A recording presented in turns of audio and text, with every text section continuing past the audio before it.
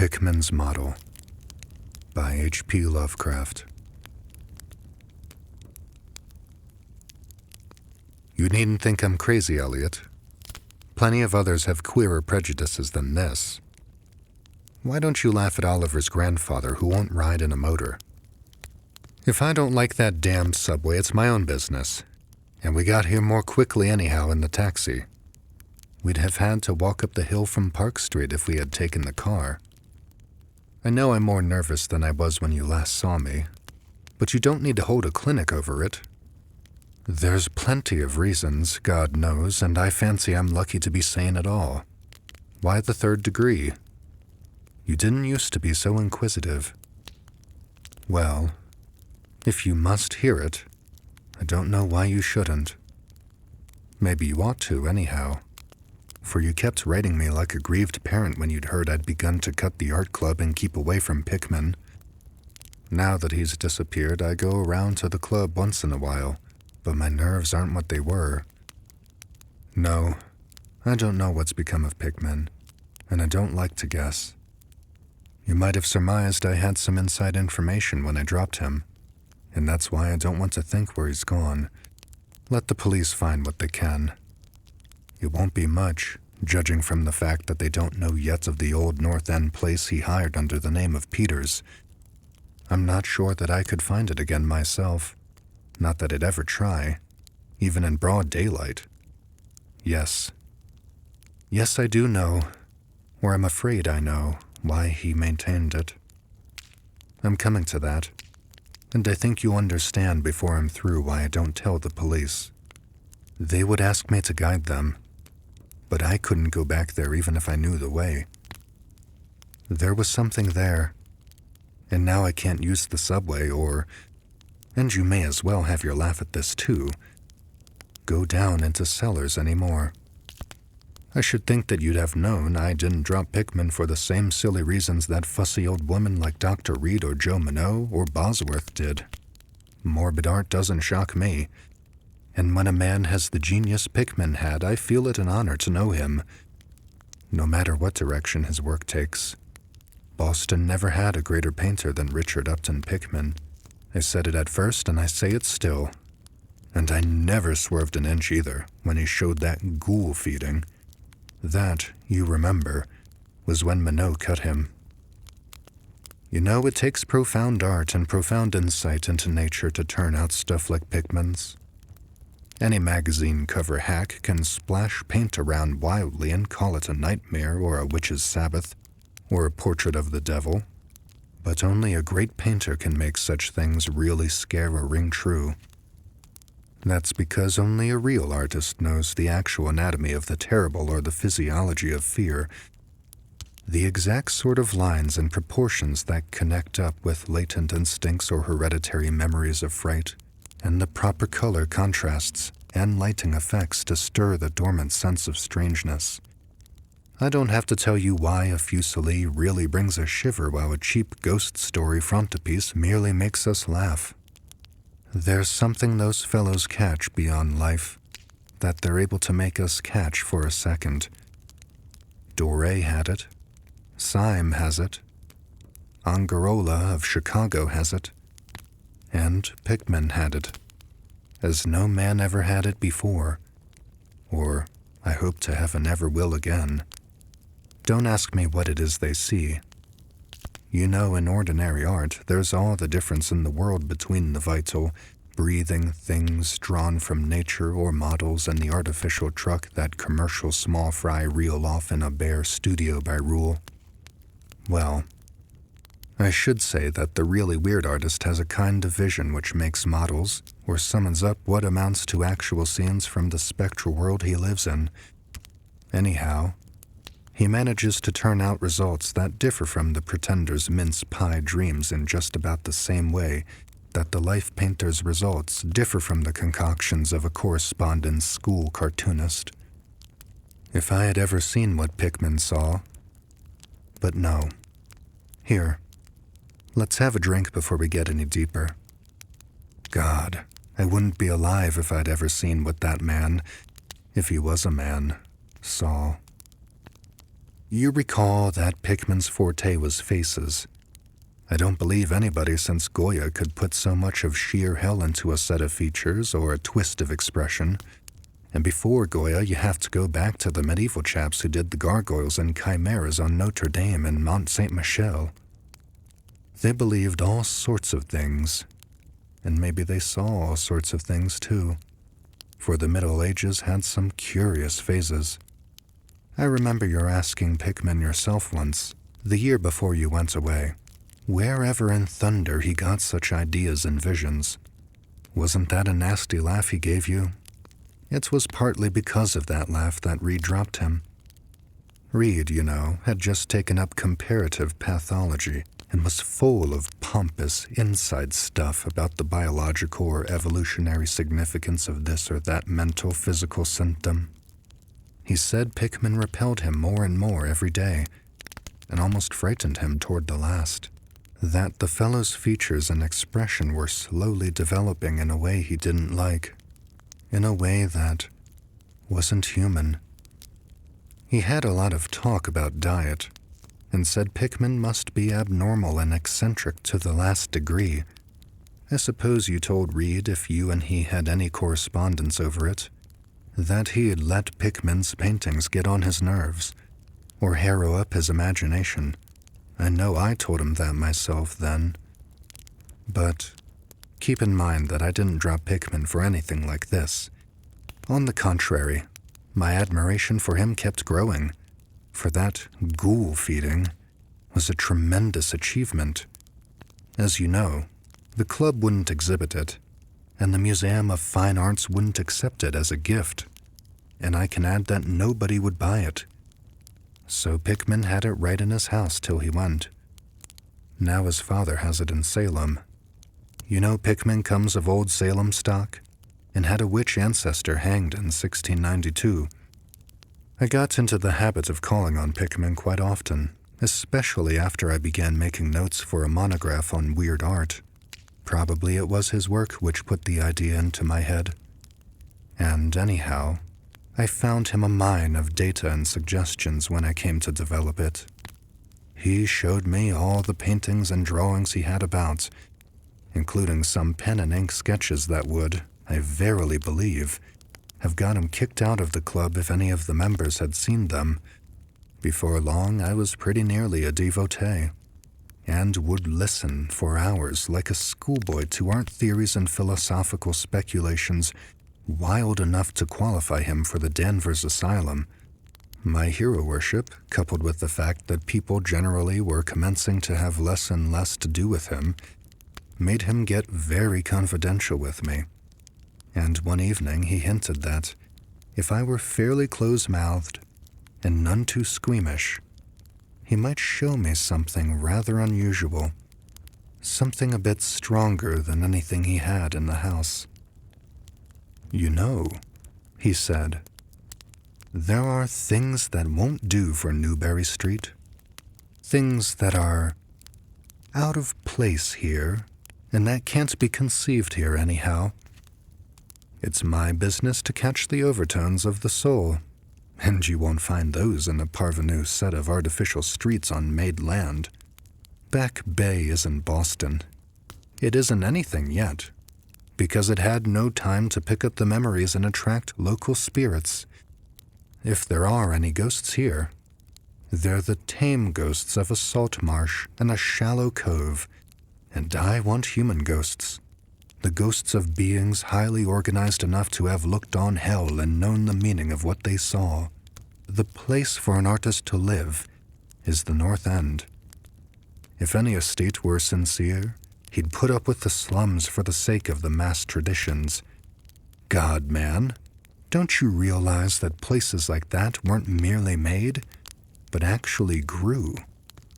Generation after generation lived and felt and died there, and in days when people weren't afraid to live and feel and die. Don't you know there was a mill on Copp's Hill in 1632, and that half the present streets were laid out by 1650? I can show you houses that have stood 2 centuries and a half more. Houses that have witnessed what would make a modern house crumble into powder. What do moderns know of life and the forces behind it? You call the Salem witchcraft a delusion, but I'll wager my 4 times great-grandmother could have told you things. They hanged her on Gallows Hill, with Cotton Mather looking sanctimoniously on. Mather, damn him, was afraid somebody might succeed in kicking free of this accursed cage of monotony. I wish someone had laid a spell on him or sucked his blood in a night. I can show you a house he lived in, and I can show you another one he was afraid to enter in spite of all his fine, bold talk. He knew things he didn't dare put into that stupid Magnalia or the puerile wonders of the invisible world. Look here. Do you know the whole North End once had a set of tunnels that kept certain people in touch with each other's houses, and the burying ground, and the sea? Let them prosecute and persecute above ground. Things went on every day that they couldn't reach, and voices laughed at night that they couldn't place. Why, man, out of 10 surviving houses built before 1700 and not moved since, I'll wager that in 8 I can show you something queer in the cellar. There's hardly a month that you don't read of workmen finding bricked-up arches and wells leading nowhere in this or that old place as it comes down. You could see one near Henchman Street from the elevated last year. There were witches and what their spells summoned, pirates and what they brought in from the sea, smugglers, privateers. And I tell you, people knew how to live, and how to enlarge the bounds of life in the old times. This wasn't the only world a bold and wise man could know. And to think of today in contrast, with such pale pink brains that even a club of supposed artists get shudders and convulsions if a picture goes beyond the feelings of a Beacon Street tea table. The only saving grace of the present is that it's too damn stupid to question the past very closely. What do maps and records and guidebooks really tell of the North End? Bah! At a guess? I'll guarantee to lead you to 30 or 40 alleys and networks of alleys north of Prince Street that aren't suspected by 10 living beings outside of the foreigners that swarm them. And what do those foreigners know of their meaning anyway? No, Thurber. Those ancient places were dreaming gorgeously and overflowing with wonder and terror and escapes from the commonplace, and yet there's not a living soul to understand or profit by them. Or rather, there's only one living soul, for I haven't been digging around in the past for nothing. See here, you're interested in this sort of thing. What if I told you that I've got another studio up there, where I can catch the night spirit of antique horror and paint things that I couldn't even think of in Newbury Street? Naturally, I don't tell those cursed old maids at the club, with Reed, damn him, whispering even as it is that I'm a sort of monster bound down the toboggan of reverse evolution. Yes, Thurber, I decided long ago that one must paint terror as well as beauty from life. So I did some exploring in places where I had reason to know terror lives. I've got a place that I don't believe 3 living Nordic men besides myself have ever seen. It isn't so very far from the elevated as distance goes, but it's centuries away as the soul goes. I took it because of the queer old brick well in the cellar, one of the sort I told you about. The shack's almost tumbling down so that nobody else would live there, and I'd hate to tell you how little I pay for it. The windows are boarded up, but I like that all the better, since I don't want daylight for what I do. I paint in the cellar, where the inspiration is thickest, but I've other rooms furnished on the ground floor. A Sicilian owns it, and I've hired it under the name of Peters. Now, if you're game, I'll take you there tonight. I think you'd enjoy the pictures, for as I said, I've let myself go a bit there. It's no vast tour. I sometimes do it on foot, for I don't want to attract attention with a taxi in such a place. We can take the shuttle at the South Station for Battery Street. And after that, the walk isn't much." Well, Elliot, there wasn't much for me to do after that harangue but to keep myself from running instead of walking for the first vacant cab we could sight. We changed to the elevated at the South Station, and at about 12 o'clock had climbed down the steps of Battery Street and struck along the old waterfront past Constitution Wharf. I didn't keep track of the cross streets, and I can't tell you which it was we turned up, but I know it was in Greenough Lane. When we did turn, it was to climb through the deserted length of the oldest and dirtiest alley I ever saw in my life, with crumbling-looking gables, broken small-paned windows, and archaic chimneys that stood out half disintegrated amongst the moonlit sky. I don't believe there were 3 houses in sight that hadn't been standing in Cotton Mather's time. Certainly I glimpsed at least 2 with an overhang, and once I thought I saw a peaked roof line of the almost forgotten pre-gambrel type, though antiquarians tell us there are none left in Boston. From that alley, which had a dim light, we turned to the left into an equally silent and still narrower alley with no light at all. And in a minute, made what I think was an obtuse angled bend toward the right in the dark. Not long after this, Pickman produced a flashlight and revealed an antediluvian 10-paneled door that looked damnably worm-eaten.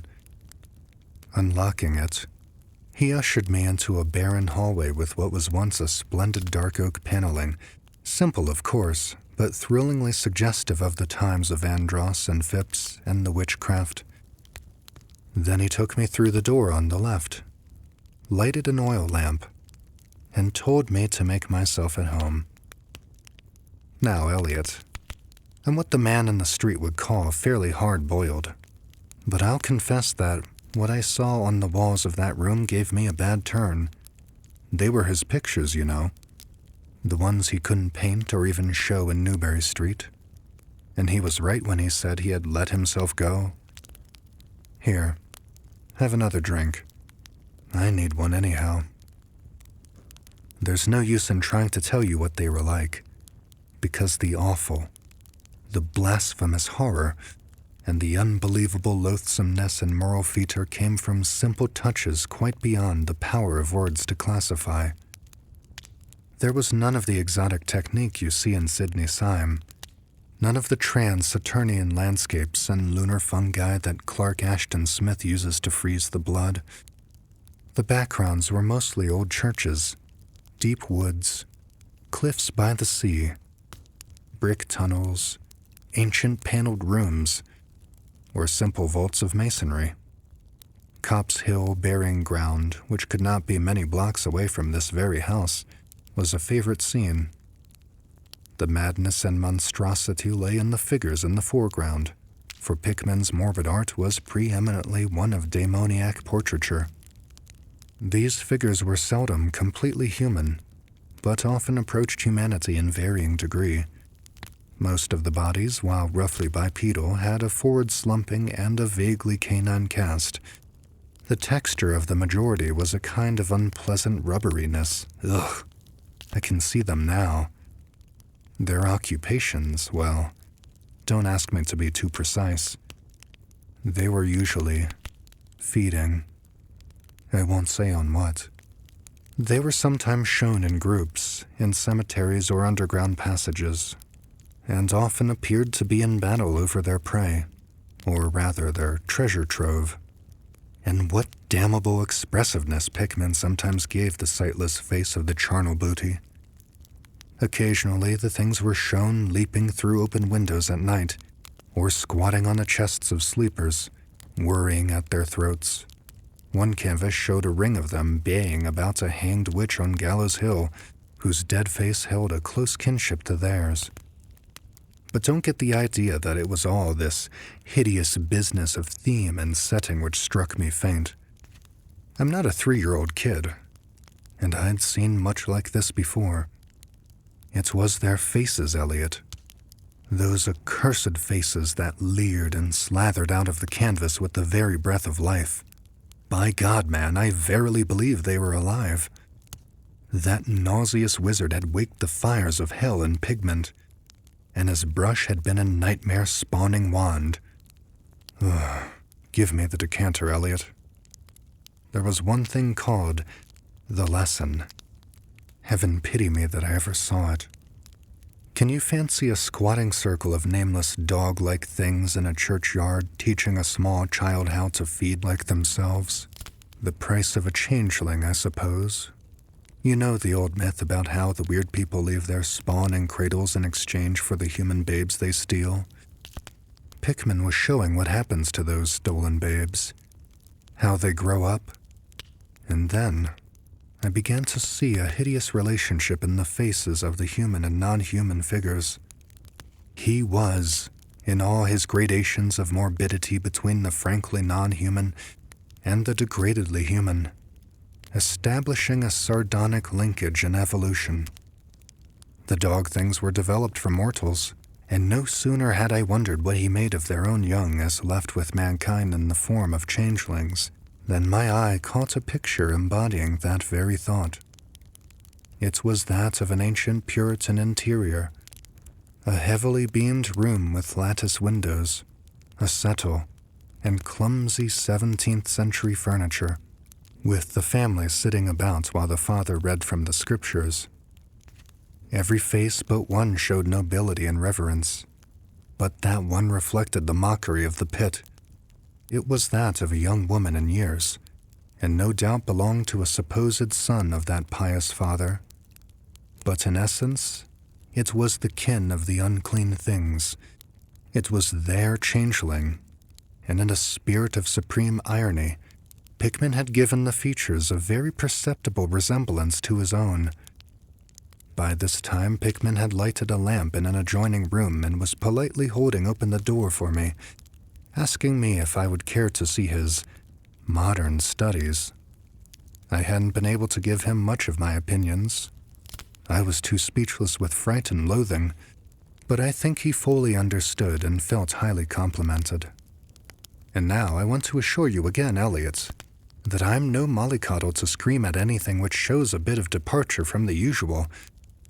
I'm middle-aged and decently sophisticated, and I guess you saw enough of me in France to know I'm not easily knocked out.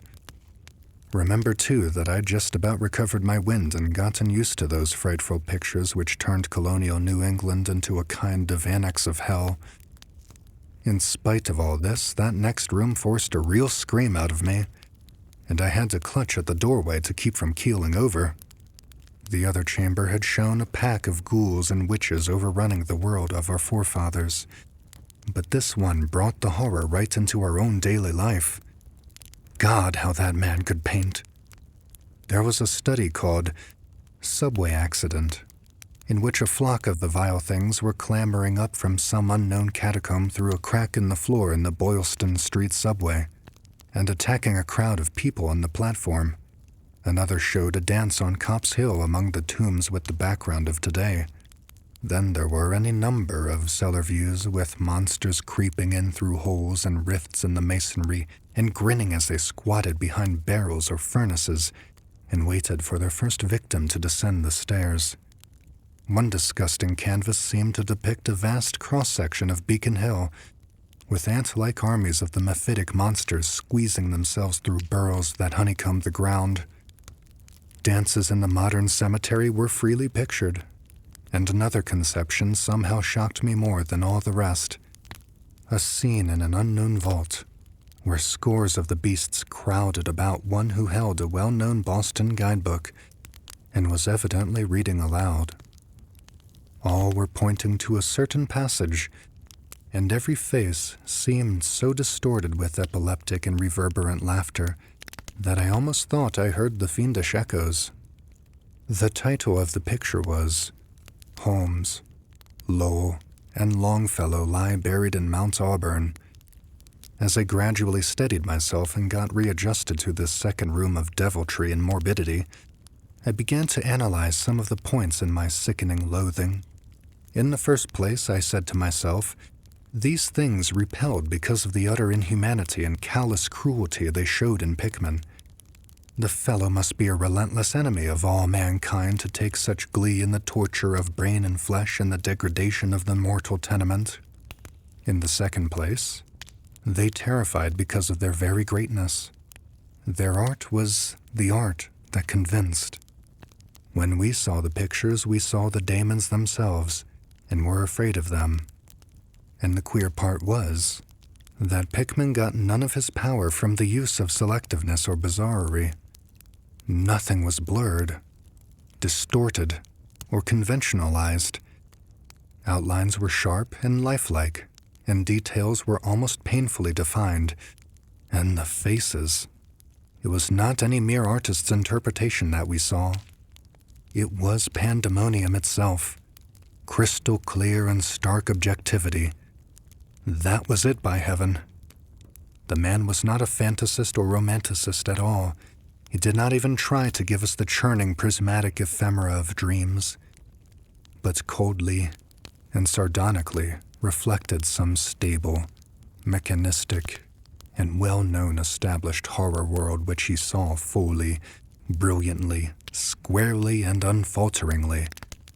God knows what that world can have been, or where he ever glimpsed the blasphemous shapes that lopped and trotted and crawled through it. But whatever the baffling source of his images, one thing was plain. Pickman was in every sense, in conception and in execution, a thorough, painstaking, and almost scientific realist.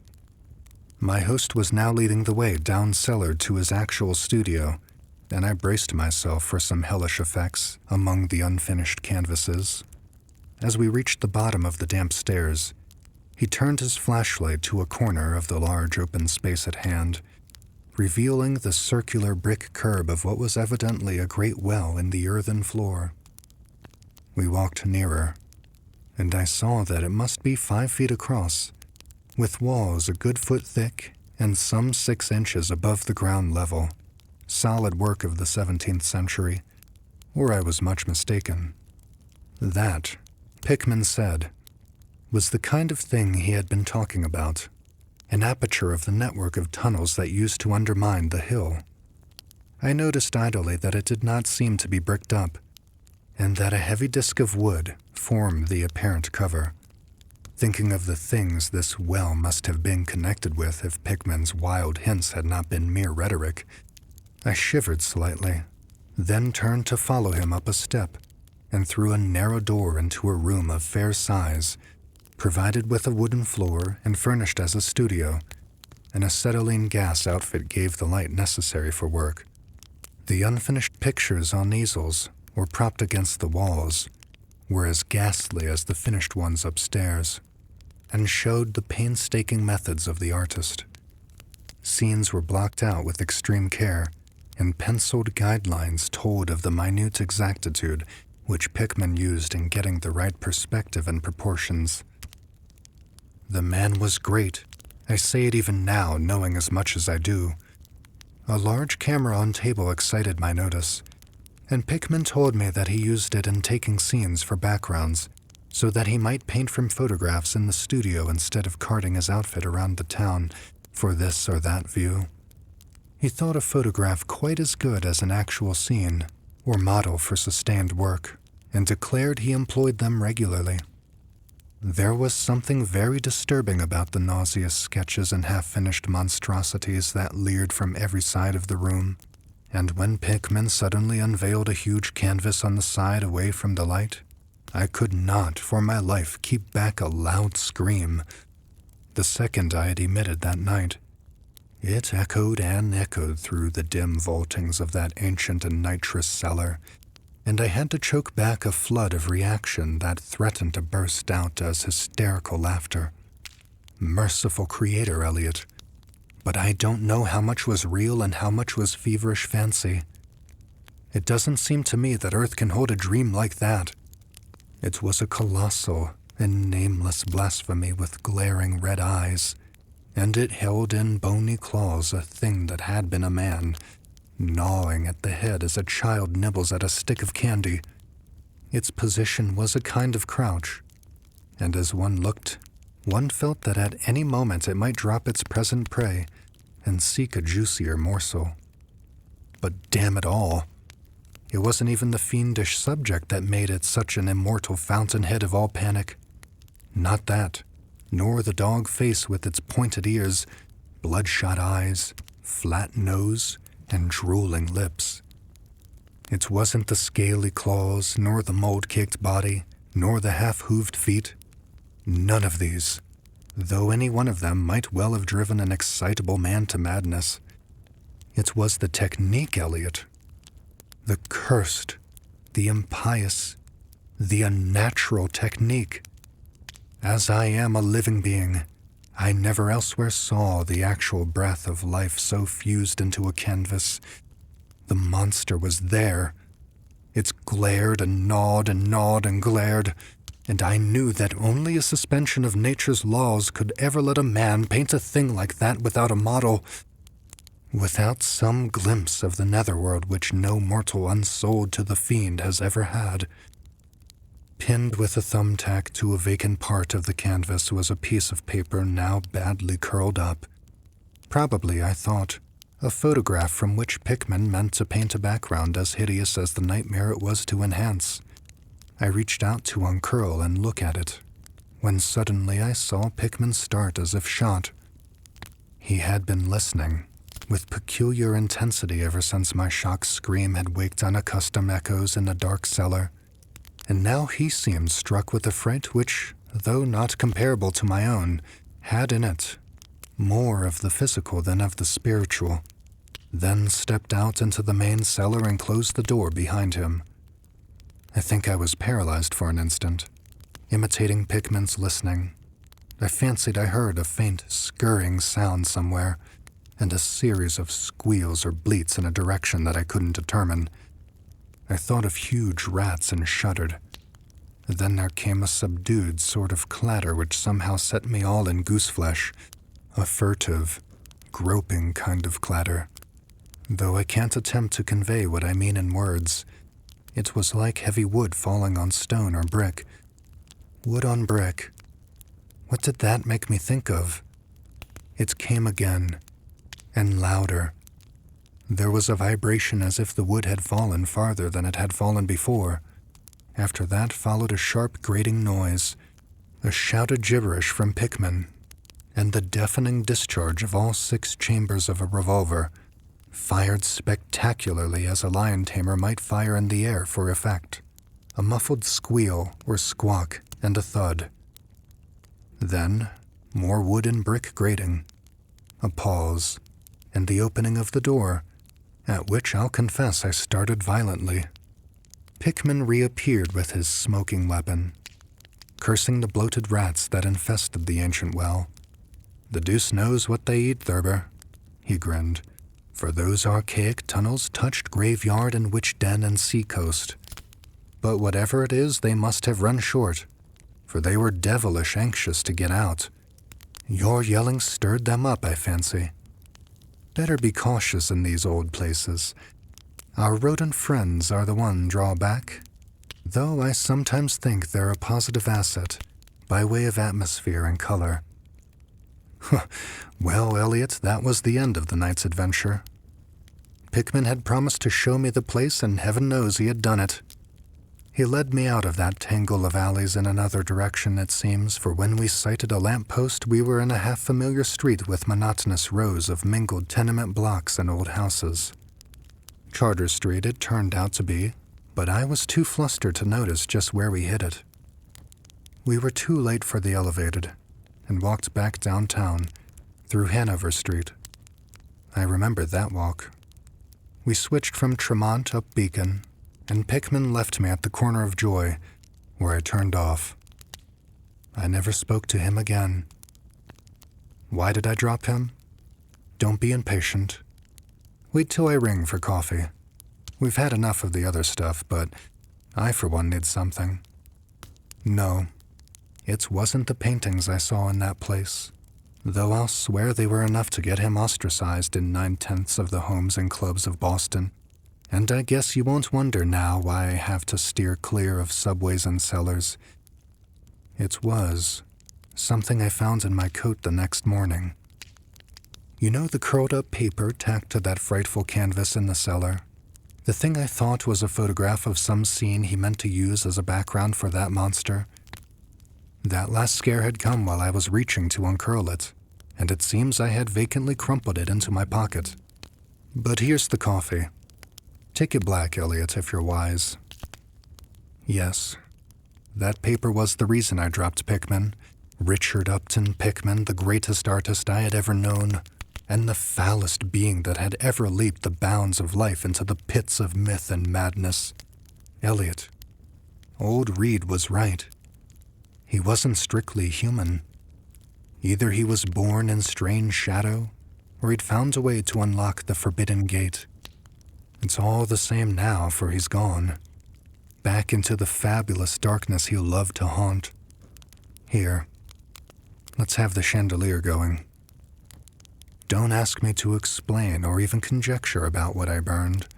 Don't ask me either what lay behind that mole-like scrambling Pickman was so keen to pass off as rats.